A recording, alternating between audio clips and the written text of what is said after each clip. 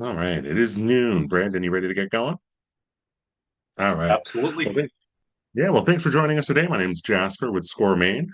I'm joined by Brandon McDonald here to present on fraud proofing your small business. If you're not familiar with us here at SCORE, we're a resource partner of the SBA, helping clients from all stages of the business cycle, from pre-start to exit. And I do want to thank today's sponsor, Maine Technology Institute, for helping make today's event possible. We are recording, so if you miss anything or have to head out, you'll be receiving that after we wrap up today. And if you have any questions, feel free to cue them up in the chat or utilize the raise hand function, and we can have you come off of mute when the time is right. Otherwise, Brandon, why don't you take it away?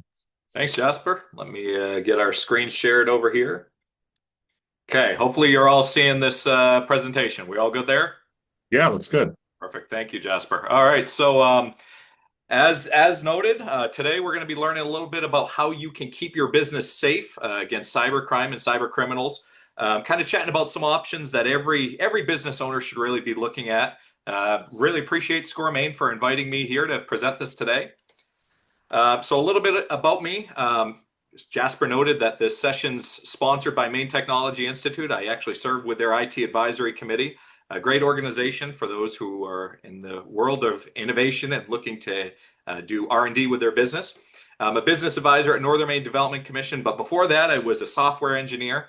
I was a small business owner that worked a lot with computers and IT.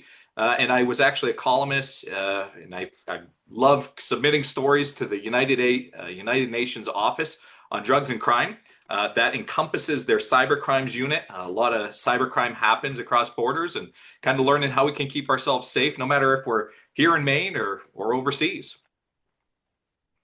So today's goals, we're going to examine and identify spoof emails. Usually the first sign of cybercrime is coming through your email inbox or your telephone. Gain a little bit of basic cybersecurity literacy skills. Just prevent those really simple threats from getting through. We'll identify what a remote access scam looks like. That's when someone tries to access your computer. What should you do if you fall victim to any kind of cybercrime? And maybe the creation of a emergency cybersecurity plan. And that's very simple. I don't want that to seem like it gets, out of proportion. Really, it's just going to be talking about what happens if you're impacted and what steps we can take to make sure that you're not impacted heavily. So to begin, we're going to talk about spoofing. This is the most common form of cybercrime that I see with folks that are inside of the small business world. Usually a spoof is either a website or an email that appears to be something that it isn't. In this case, we've got an email up here from my executive director, and I use that in quotation marks. It came in from a fake email address. We have our own domain at nmdc.org, but this one came from a Gmail address. It was sent during kind of a weird hour, 5:27 a.m. My boss is an overachiever. He's not that much of an overachiever. There's usually some poor grammar in there. Usually it's not necessarily something that comes from the person you're expecting. And sometimes if you have a keen eye, there's an off salutation. So instead of Bob, which is what we all call him, he signed off as Robert. And all of a sudden I say, that put off my spidey senses. These are more dangerous than ever because a lot of us are either working remotely. We actually don't see a lot of our contractors face to face, and it's common. Folks fall for these quite often. What's nice is when you know what to spot. It's usually simple to catch the issue that you're supposed to be looking out for. So in this case, I love the too good to be true headline. I'm sorry. Today there's no free ponies for attending this workshop. I wish I could have worked something out. But when you hear these too good to be true headlines, usually there's something to really pop up that spidey sense. And that headline really could come from a few things. We've had actually these Versant Power scams. That's probably the newest and most common one.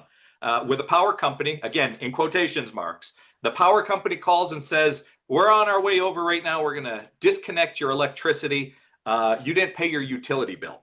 The only way that we can take care of it, because it's too late now, we need you to go buy us a gift card or maybe deposit some Bitcoin or a cryptocurrency using this account number." You'd be shocked how many people say, "That's enough for me. No way. I am not giving you any gift cards."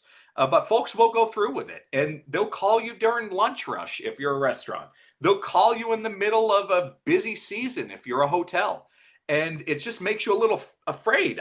I'd want to give them, what they're looking for as well. So don't be afraid to hang up. Microsoft, the IRS, your bank, they're not going to email you or call you and ask for your personal information. First order of business is when you feel something's off, don't be afraid to hang up and find the right person. Google the business, Google who you're looking to talk to, and talk to them directly. So verifying legitimacy, any legitimate company is not going to call you first and then ask you for your bank information via phone.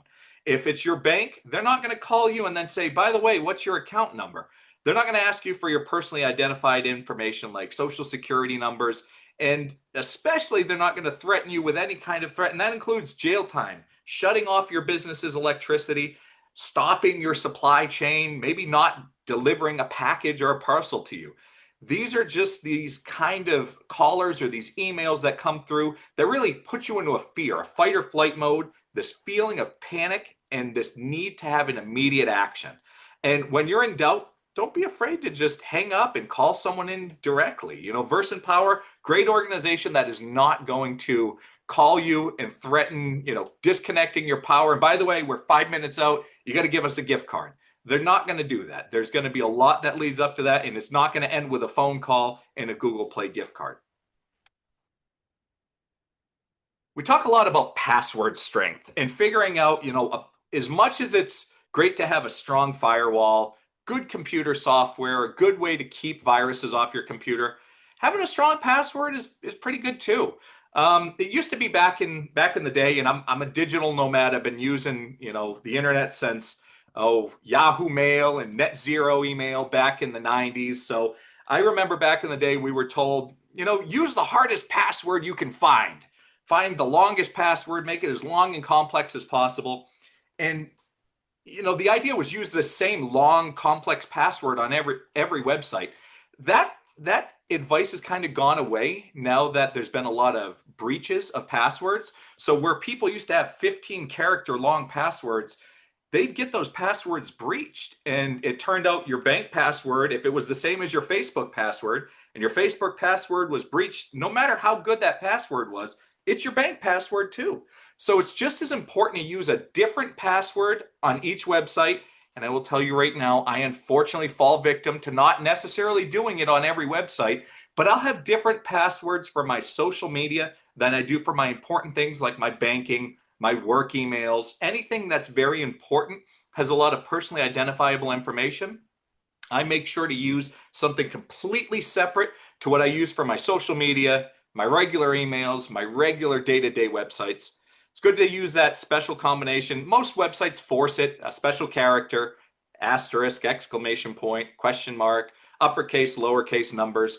Nowadays, a lot of passwords are cracked or guessed via computer. So a computer just basically goes through all the combinations, 1, 2, 3, A, B, C, to try to guess what your password is. So the more characters you have, the longer it's going to take a computer to guess your password, which is great. The more characters you have, the more difficult it is to guess or crack.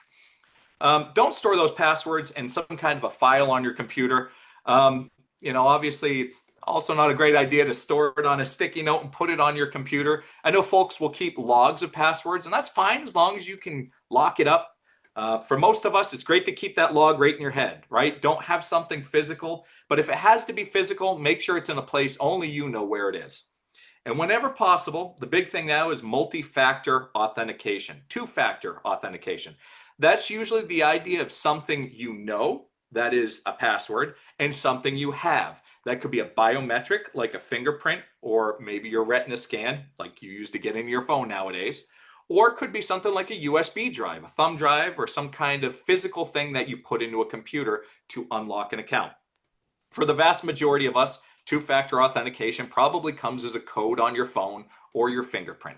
It's great to have two-factor authentication because no matter how many times I guess your password, it doesn't matter because I don't have that second thing, that piece of two-factor authentication that makes it so Just because I know your door code doesn't mean I can now break the lock on the door, right? Just because I got lock number one, you got this big deadbolt on the door and a two-factor authentication, that's that deadbolt. That's the safest thing you can use to keep someone out of your accounts.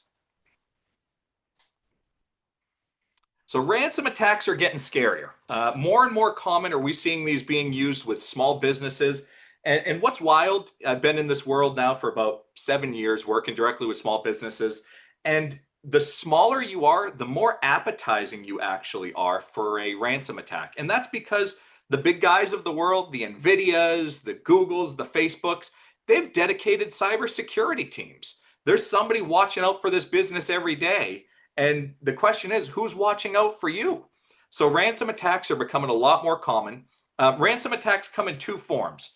One, you clicked an unsafe link. Two, you have a website spoof.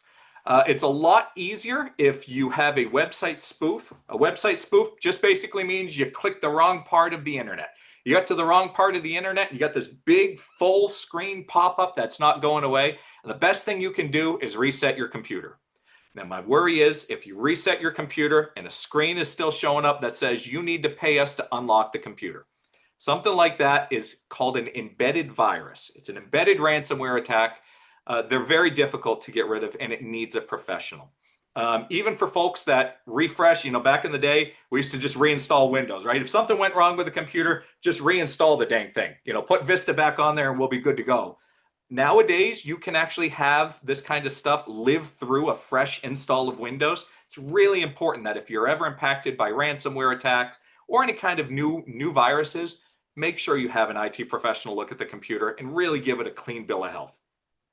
How can you prevent these ransom attacks from happening? Really starts with your email server. 9 times out of 10, you're getting a bad link in your email, something that probably should have went to spam, ended up in your regular folder. Maybe it's a fake PDF that had a link, and now that you clicked it, you're on this strange website. Usually a good email service, and I look at things like Outlook, Gmail, modern email servers. A lot of modern servers will have their own anti-spam, anti-fraud protections in there. Make sure that your operating system is up to date. In the cybersecurity world, we're all afraid right now of the new, the Windows 7 now becoming archaic, I guess. So you need to upgrade to Windows 8 and Windows 10. And now that these security patches get delayed, what it means is if I create a new virus, it's like any kind of virus. I look at viruses the same as I look at any kind of health contagions, right? If a virus mutates, you need to find some kind of property to stop it. And that comes in the form of maybe a vaccination. So in this case, the vaccination for your computer is a security update, a security patch. So making sure that your security patches are up to date on your computer, and that way you know that your computer stays safe. You got to utilize anti-firewall software. Almost all of us have it now. It's usually just called Windows Defender. It's usually an all right software. It's not fantastic. It's not amazing, but it's better than nothing. And utilizing it helps you quite a bit. There's a lot of antivirus softwares out there. I don't really like going for any certain one. They all have their pros. They all have their cons. Back in the day, there was Norton, Kaspersky, plenty of them out there. You Google one, you're going to find a great one. I would go through whoever you utilize for your IT services. And for all I know, that might be your son. You go through a family member and they might be able to help you find the right one for you. All that matters is that it's working for you. And of course, the number one is don't click those unknown or unsafe links, right? Make sure you're verifying that legitimacy of any emails or phone calls that are being made to you. This is a big one if you do anything in the realm, and I look at artists, people who do work on CAD drawings, architects, anyone that does a lot on their computer. Don't be afraid to have an external hard drive that's not always connected to your computer, or a third-party cloud backup, the Google Cloud, the Office Cloud, the Outlook Cloud, in the event of a compromise. And that compromise could just be, oops, my hard drive failed. You should back up those files regularly, or set a system, if you're using the cloud, to automatically back them up. And you have to do this to prevent loss due to a common hardware failure. Things like hard drives do fail. Your computer could have a ransom attack. And a ransom attack means all of your data is just gone. It's sitting in this little locked safe, and you're at the mercy of a hacker to pay a ransom. Do you trust that, or would you rather just have a backup that you could load from and at worst maybe be a week behind? All businesses really should set that data breach plan in place, especially if you utilize anything on the computer. If you're saving files to your computer, today is a great day to figure out what do I do and where are my files if everything goes down. If my hard drive goes down, where do I have my materials? I like to tell folks, how many years behind is it going to cost you if your computer's hard drive died today? And if they say, well, geez, I'm all my life is on this hard drive, it's a good time to figure out a second option because, again, hard drives do have finite lifestyles. So we talked about fake websites already. My top tip, I really love this one. If you feel you're on a fake website, and a lot of folks will say, geez, this looks like Outlook.com. It looks like Facebook. It looks like a real website. Use the wrong password on purpose, right? So if your password is applesauce1, put the wrong password. And if the website reloads, you know that you just submitted your password on a form. It's great because it makes it so the password they have is not your real password. I've had these times where I say, man, it just feels like I clicked a lot of random links and this took way too long to load and I'm just going to use the wrong password. Usually if it reloads the website or goes back to a blank page, you just submitted a form, not a website login. So if it goes back to wrong password or wrong email, you know that you're probably on the right website. Look at the top URL link, but for some folks, that URL link is long. I know Facebook alone is starting to become across the entire header of the page. So whenever you get that spidey sense feeling, just use the wrong password and see if it does anything. And if it goes forward or refreshes the page, you know you're in a bad spot. Don't use that two-factor authentication on any other website than the website that you're generating it for. And don't let anyone you don't trust visit websites on your computer without you monitoring them. I know we all have kids or grandkids using our computers now, and frankly, it's a little tough to trust kids on there. I know my parents had put a lot of trust in me 30 years ago using some of these websites, and today, one wrong download of a file, it's just as detrimental as it was 30 years ago. Except today, people have access to your two-factor authentication codes. They can log into your bank. They can actually find, copies of your fingerprint from your phone and try to decrypt them so they can log into things. It's just, when in doubt, make sure you're monitoring what other people are doing on your computers. And the big one is don't use products like TeamViewer, GoToAssist, or other remote viewing software with someone you don't trust. We've had businesses that say, well, I've got a gentleman from Microsoft. He's going to fix my computer. He's going to update my computer. He called me first. He gave me a great price, or maybe he told me I own a piece of software already that I've been paying for. I just got to let him use TeamViewer and he can fix my computer. That is a really, really tough position to put you in because when you give someone access to your computer via TeamViewer or GoToAssist, you're giving them access to everything on your computer. There's actually ways that we can lock, you from seeing your screen. That's the scariest thing in the world is someone's on your computer and oops, your screen just went black. What are they doing? Don't do it with someone you don't trust. And for those you do trust, it's probably going to be either an IT firm or your family. It's okay if it's somebody you know, but when it's somebody who's calling you for the first time, usually it's a good idea to pump the brakes a little bit. Couple examples of some really local stories that we've seen. You guys probably all remember Uncle Henry's. I know I do. I used to love the swap cells. Swap cell website was actually shut down by almost a month by a ransom attack earlier this year, which was absolutely crazy to see, ransom attacks hitting these small businesses up north. About 1 million folks were impacted by June cyber attacks on New England hospitals, which included quite a few in southern Maine. There were 1,000 Maine businesses targeted with fraudulent electricity disconnection gift card scams, those Versant Power scams that we talked about earlier this year. Just in my neck of the woods in Aroostook County, we had 2 wastewater plants that had shutdowns and headaches because of ransomware in 21. 4 Maine police departments were all hijacked, and actually one of them paid out $380 in 2015. And then one of the school districts up here had a ransomware attack where they had to pay because all their school records were locked on there. And it's wild because it's these small communities that get targeted because again, you sit down and think, well, that guy sprayed his lawn. There ain't no pests on there, but that gentleman didn't spray his lawn. That's where all the bugs are going to get in. You think about the people who are just not protected, it's going to be the small businesses that might not have an IT company. They might not have a contractor that is talking to them and making sure their emails are off the old school netzero.net or yahoo.com and moving on to a more secure modern email server. So I want to keep a couple extra resources before we go a little bit deeper. There's two major resources I love to share. One from the Federal Trade Commission. Don't worry about taking screenshots or writing any of this down. I will make sure that Jasper gets a copy of this presentation to send out after this. So don't worry about having to write anything down. I will make sure you have a copy of this. But one is the protecting your personal information piece of the FTC.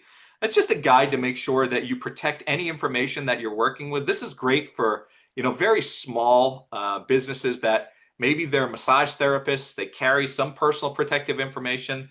They might be subject to HIPAA protections. They might not be subject to that, but they want to make sure they're doing right by a business or their customer.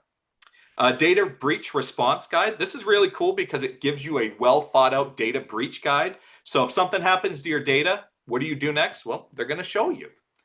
And then the small entity compliance guide. I know it's a long, kind of boring name, but the FinCEN, the Federal Financial Crime Enforcement Network, they're great because they see this stuff day in and day out. They know these scams and frauds, and they're able to help you figure out what you can do, the easiest things you can do to stay compliant and really make sure that you're not, A, putting yourself in hot water with yourself, and B, not putting your client's data in hot water. Because a piece we probably won't touch on a lot is just as you should be a good steward to your own business, in some situations you might actually legally need to be a good steward of your client's data. And we're seeing this more often now than ever, where if you're allowing data to be breached, you could be held civilly liable.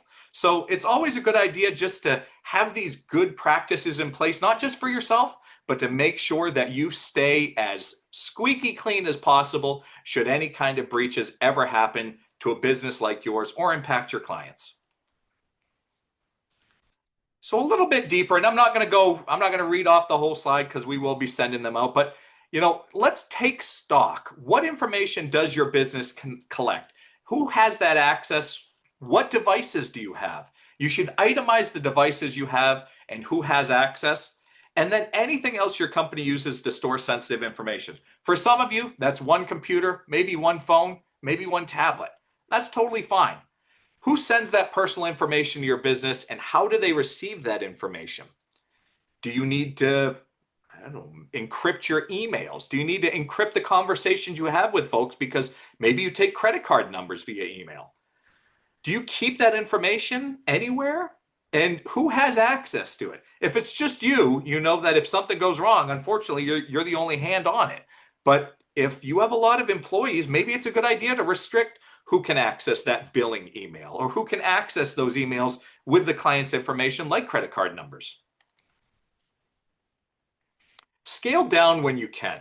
Only collect and retain information that's absolutely needed for you, and then make a policy where you delete it as it's necessary. And a lot of software now can just do it on your behalf. Only take down things like social security numbers, credit card numbers, if it's absolutely required and for a lawful purpose. Don't use it as an identifying number. We've had folks, we've done audits on businesses, and we found out folks were IDing Brandon McDonald's business as 0005555. It's like, whoa, hold on a minute, bud. You can't be doing that. Don't use anything personally identifiable as an identifying number. It's just not great. And you see folks do it in their accounting systems where their QuickBooks is, BM, last four of their social. That's just not good practice. And it makes it so you could land in some hot water if it ever came back and it was found that you were leaking any of this information. Scale down that access and make sure anyone who needs that information absolutely is the only people with their hands on it. And develop a written records retention policy. That just says what information you need to keep, how to secure that information, how long to keep it, when to delete it, and how you dispose of it. If you're doing written records, are you shredding? Are you throwing the full pieces of paper away? Do you hire an external firm, and is the external firm insured?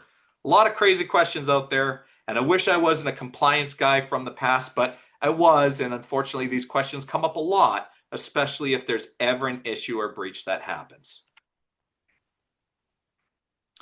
Lock down anything that you can. Physical security.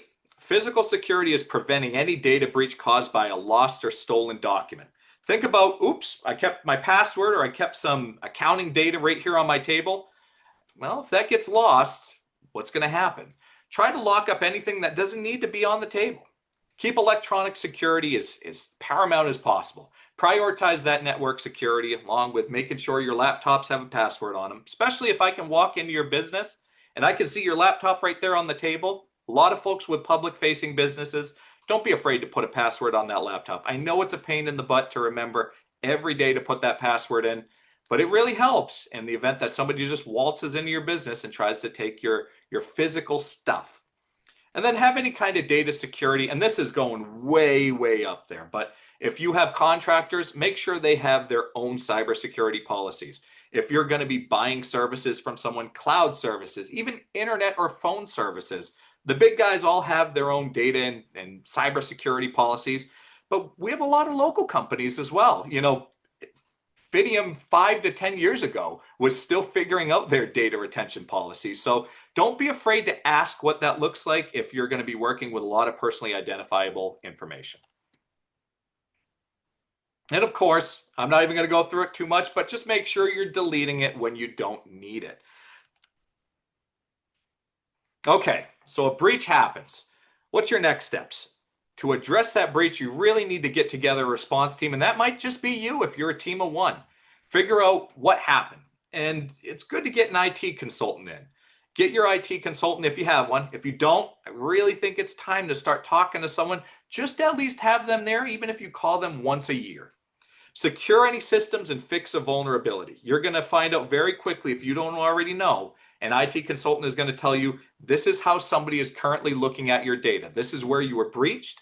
Maybe it was your email. Maybe it was your computer. Maybe it was something else altogether. And then you protect any physical areas related to the breach. For folks with guest Wi-Fi logins, sometimes someone can log into your guest Wi-Fi and be able to access other parts of your business. If you store any of that on a network also accessible by your guest Wi-Fi. If it's really bad, you're going to want some experts. You're going to want somebody who works in the IT world. You're going to want someone who works in data forensics. And we see this even with local schools, police departments, and small shops where somebody gets credit card numbers and it might be time to discuss with legal counsel. Make sure that you're adequately protected and that no blame or no issues with improperly used credit cards falls on you. And then, of course, avoid destroying any evidence that can help protect you, either with maybe an insurance claim if your insurer would be able to care or work with this, or if there is a potential legal situation that comes of this. You got to notify appropriate parties if a breach happens. There's legal requirements for this, and then you should probably notify any authorities, your local authorities, whom I can tell you because we've had to do it in the past. They'll say, well, geez, I don't really know what to do next in this. It's common for local authorities not really to have a plan of how to deal with cybercrime, but it's always a good idea to have a police report handy. And then if you're impacted by things like HIPAA laws or data security laws, or maybe specific laws for your certain business, figure out what impacts you. And then if you have anything to do with social security numbers, for folks in the medical field, for folks in certain forms of banking or finance, you should be notifying credit bureaus that a breach happened. And then you just got to fix vulnerabilities. You can prevent these from happening in the future. We already talked about some ways to prevent it today. You could talk about how network segmentation, that just basically means your guest Wi-Fi. Does your guest Wi-Fi impact your regular Wi-Fi? Does your password used on this one website impact an account on another website? have that communication plan and maybe work with some experts who can help you figure out how do I prevent this from happening again. And again, there's nothing wrong with you if it ever does happen. If you have a cybersecurity breach, if you have a ransom attack, it's nothing to do with you. It's the lottery. Every day somebody is a victim, and today you were the unfortunate lucky winner. So this is usually my favorite piece, and we're getting close to the end on here. But my favorite piece is called HaveIBeenPwned.com.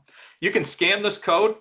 My favorite part about it is looking up my email. So I'll go here and I'll check my email. Obviously, that's not my real email, but I'll check my old emails from the 90s and the 2000s, and I'll see how many data breaches I've been involved in. My record with my oldest email is 52 data breaches. And that basically means that, and you can scroll through and see Facebook had data breaches, LinkedIn had data breaches, Google had data breaches, and it'll tell you what was released. For some of us, it's just our name. For some of us, it was our password and email. For some of us, it was our social security number and our shoe size. So there's a lot of information about us online from these breaches. And what's unfortunate is once it's out there, it's out there. A lot of folks have access to our social security numbers. It's no shocker to anyone, but the question is, does anyone really have the cojones to commit fraud? And for most of the time, we get lucky, and the answer is no. This website, you'll put your email in. Option one is look up your email. Option two, and this one, you have to put a lot of trust into the system. I wouldn't do it with your bank passwords, but if you feel like you've been hacked in the past, put the password you used when you got hacked in. You'll press check and it'll tell you exactly how many times that password has been used in a data breach. That's really neat if you're sitting there using the password from high school or from, even older than that and saying, oh, geez, I thought that password was perfectly fine. Nope, sorry, 500 data breaches. It's not 500 people. 500 lists of passwords have your password on it connected to a username. Well, giving you a little bit of time back in the day, I do see some questions in the chat, so I will get to those in a second. But please understand, I wish I could. I wish I played a lawyer on TV, but I don't. I can't answer specific legal or very specialized IT questions regarding a very specific situation. But happy to take any questions you might have. Please leave them in the chat. I'm happy to answer as many as we can with the time we have today. And I appreciate all of you. I know it's lunch. Hopefully you're all chowing down on some good food. I hate taking up your lunch break, but I'm very thankful that you were able to give me some time out of your day today. Yeah, it's a With great that, I'm going to resource to open us have. up Thank you, for Brandon. questions. Thank you, Yeah, Jasper. and it's mostly in the chat right now, just me putting in some extra info and our note taker app Perfect. chiming off. But if anyone does have a question, now's a great time to put it in, or we can use the raise hand function and have you come off of mute in order to ask your question as well. Paula says thank you. Thank you, Paula.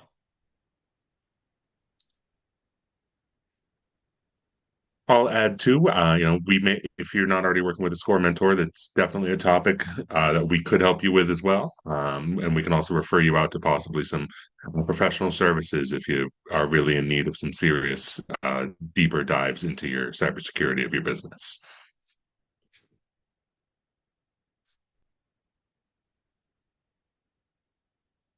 Well, I suppose if we have no questions, we can wrap up. I'll include as well, if you think of them afterwards, I'll include a way to reach out. Um, we do have one from Linda. Um, I help people with computer and tech issues, but this is an area that terrifies me. When you suggest an IT professional, do you have some recommendations? Linda, I wish I did. What really is tough about this is I usually have to refer people out. When I say out, so I'm a county boy. I usually have to refer folks starting with Portland. Portland is usually where I start. There's a professional or two out of Bangor that does this kind of work. Depending how bad it gets, my biggest fear is when somebody tells me that there are credit card numbers, there are social security numbers involved. You need basically a data forensics firm at that point. And a data forensics firm is something so highly specialized. And like you said, for us in the IT world, I had an IT business 20 years ago, figuring that kind of stuff out. I don't want to do that. That's not what I was in the business of doing. So I tried to find specifically data forensics firms or cybersecurity firms if it was a larger business. But Cybersecurity is such a broad topic. Finding a cybersecurity expert, some of them are these CISA experts that only do, network vulnerabilities, and others are actual data forensic experts that work with, okay, you gave out credit card numbers and social security numbers, and you could be legally liable for this stuff if we don't work to create a plan right now. So the magic term I've looked up is data forensics experts. And I wish that I was just looking at our referral services spreadsheet here that we have in Score Maine. We're actually unfortunately lacking in people in that field. So I'll add that on my checklist to go maybe see about adding some people to that list so we have it.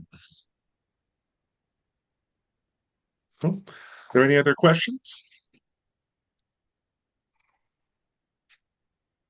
Well, in any case, if it's all right, Brandon, I could include your email in the follow-up message as well if people do think of them after the fact. Absolutely. And I'll send out a PDF as well of today's slides in about 10 Great. minutes. Yeah, awesome. Well, I do want to thank everyone for attending today. As mentioned, yeah, once I have them from Brandon and the recordings posted to our YouTube channel, I'll be sending out a link to those so you can review today's workshop at your own pace. There's also will be a survey in that message from me, Jasper at Score Maine, that we take seriously. We'll appreciate you filling it out. And if you're not already working with a SCORE mentor, it's just as easy as signing up for this workshop. You head back to score.org and click on Find a Mentor. We've got mentors all across the country, including over 70 right here in Maine, that can help you with a wide variety of topics for your business. And it's just as free as attending this workshop. Just head back to score.org. Um, and I just want to thank Brandon again for a great presentation. And thank our sponsor today, the Maine Technology Institute, one final time. I hope everyone has a great rest of your day. Thanks all. Take care.